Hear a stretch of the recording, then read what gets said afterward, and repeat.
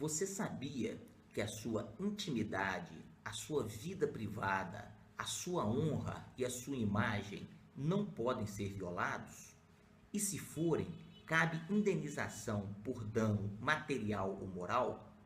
Pois é, nos dias de hoje, com as redes sociais, com a internet, isso pode acontecer, ou até mesmo já estar acontecendo. Sabe aquela foto que você não gosta e que postaram na internet? Aquele comentário que te fez se sentir triste e humilhado? O seu chefe que te chama de incompetente?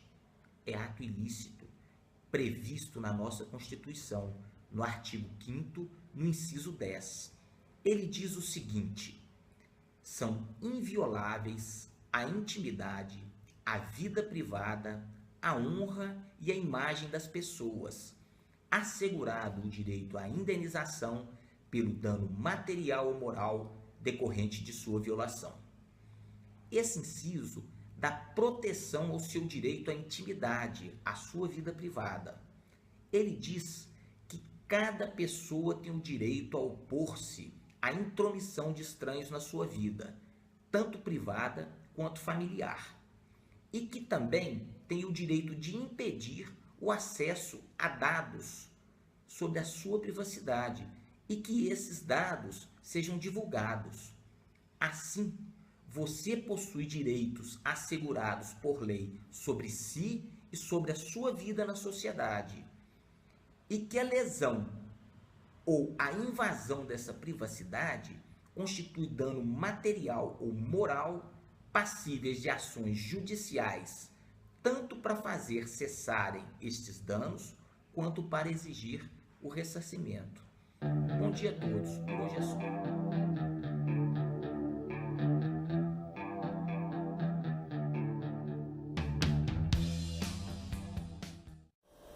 Olá, tudo bem? Meu nome é Lídia e eu vou fazer um breve comentário sobre o inciso 1 do artigo 5º da nossa Constituição. Todos nós sabemos que a nossa Constituição, que o caput do artigo 5º da nossa Constituição fala o seguinte: somos todos iguais perante a lei, sem distinção. É o princípio da isonomia. E o inciso 1, ele vem para reforçar o princípio da isonomia com o princípio da igualdade, que diz o seguinte: homens e mulheres são iguais em direitos e obrigações nos termos desta Constituição. Gente, então, é claro, entendeu? Aqui está tratando da igualdade sexual, entendeu? Salário, funções. Fala aqui no artigo 3º, inciso 4, o seguinte: promover o bem de todos, sem preconceitos de origem, raça, sexo, cor, idade e quaisquer outras formas de discriminação. E no artigo 7º, inciso 30, é claro sobre a proibição de distinção. Fala o seguinte, vou achar aqui: proibição, gente, proibição de diferença de salários, de exercício de funções e de critério de admissão por motivo de sexo, idade, cor ou estado civil. Então, gente, nossa Constituição é clara, não tem que haver diferença. Não tem que haver diferença, temos todos que ser tratados com respeito, temos todos que receber o devido valor igualmente. Mas não podemos esquecer da igualdade de gênero, entendeu? Não podemos. Por quê? As diferenças existem. Seja biológica, seja física, elas existem. Então, no plano material, tem que ter um tratamento diferenciado para que haja justiça. Tratar os iguais como iguais e os desiguais como desiguais na medida da sua desigualdade, para que haja justiça. Senão, haveria injustiça. Então, a gente tem que respeitar também as diferenças. Um exemplo disso é a licença maternidade. Fala aqui no artigo 18, no inciso 18 do artigo 7º. Licença gestante sem prejuízo do emprego e do salário com a duração de 120 dias. Então, gente, como que uma mãe vai ter o mesmo tempo que um pai? Não dá. Entendeu? Então, a gente tem que também respeitar as desigualdades. Bom, é isso. Muito obrigada a todos.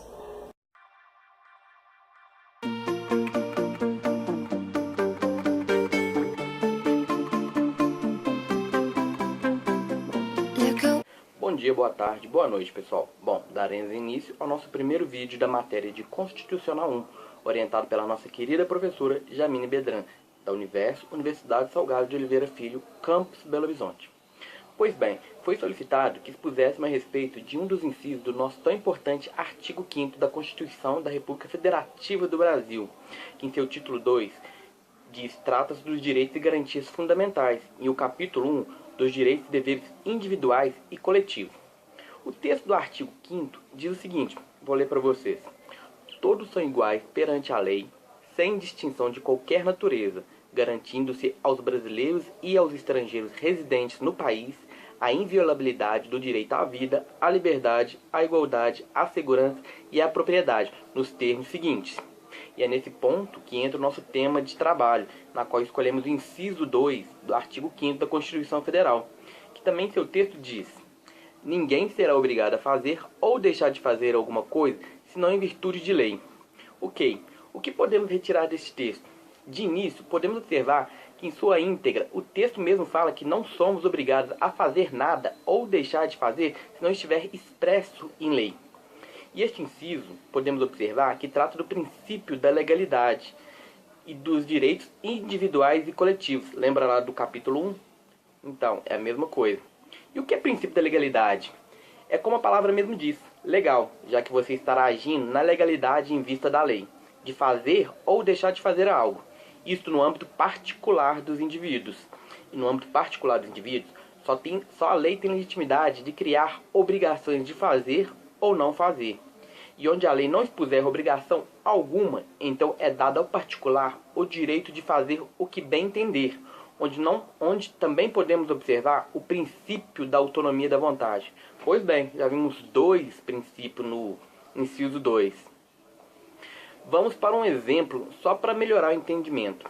Bem, se eu estou dirigindo meu carro e tenho a intenção de estacionar junto ao meio-fio, eu me aproximo, olho, vejo que não tem nenhuma placa indicando proibição. Então ali eu tenho a legitimidade de estacionar meu carro sem correr risco e danos, que nem multas, porque se não está proibido, é permitido.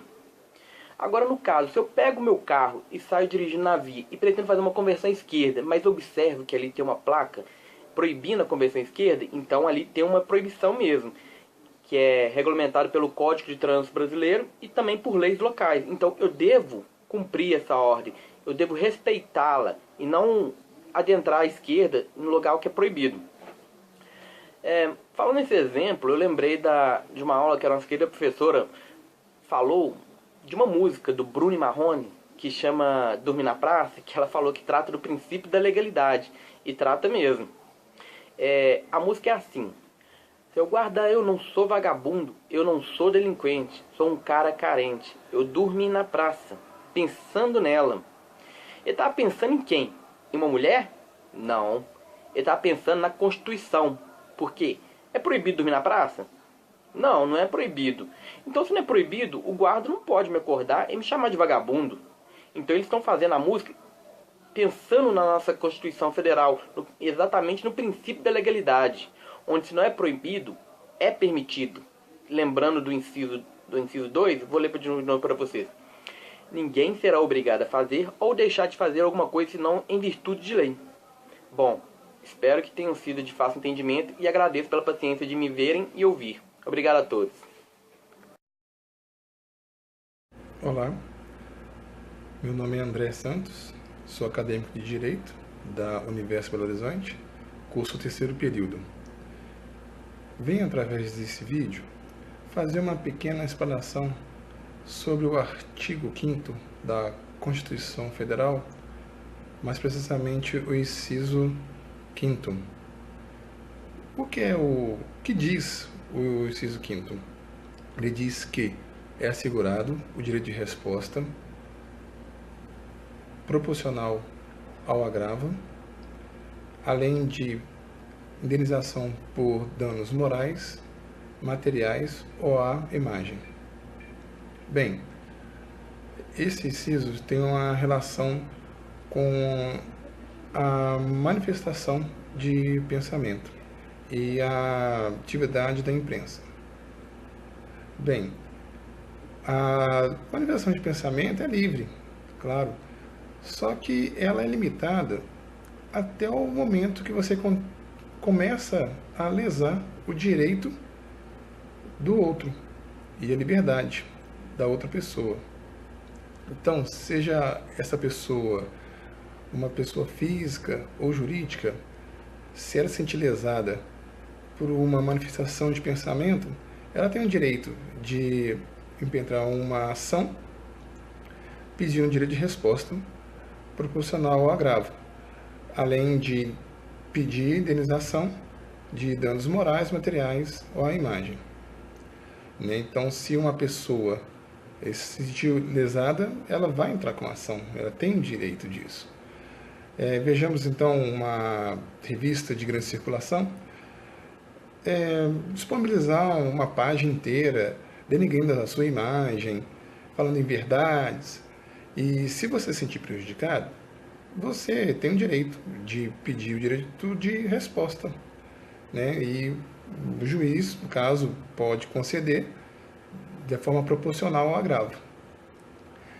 Temos hoje, recentemente, no Rio de Janeiro, na eleição de prefeito da cidade do Rio de Janeiro, em que o candidato Marcelo Crivella, ele se sentiu desonrado, prejudicado, lesado pela revista Veja, da editora Abril. Então ele entrou com uma ação pleiteando o direito de resposta. E essa ação já foi julgada em primeira instância, foi aceito pelo juiz e está aguardando recurso em segunda instância. Então é isso, gente. Esta foi uma pequena explanação do inciso 5 do artigo 5º da Constituição Federal. Espero que eu tenha contribuído de alguma forma para esclarecer este inciso. Agradeço a atenção. Tenham todos um excelente dia. Obrigado.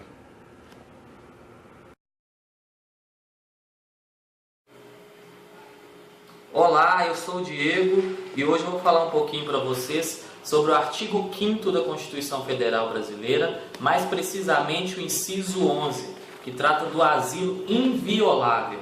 Primeiro vamos dar uma lida no artigo aqui. A casa é asilo inviolável do indivíduo, ninguém nela podendo penetrar sem consentimento do morador, salvo em caso de flagrante delito ou desastre, ou para prestar socorro, ou durante o dia por determinação judicial. Primeiramente, a gente tem que ver e entender aí o conceito de casa da Constituição brasileira. O conceito de casa, que é um conceito mais amplo, não é só de residência, onde reside o morador. É tudo que trata de propriedade privada, ou seja, uma garagem pode ter um conceito de casa, um escritório, um terreno, um apartamento, ou seja, é o conceito de propriedade privada, não só onde reside o morador.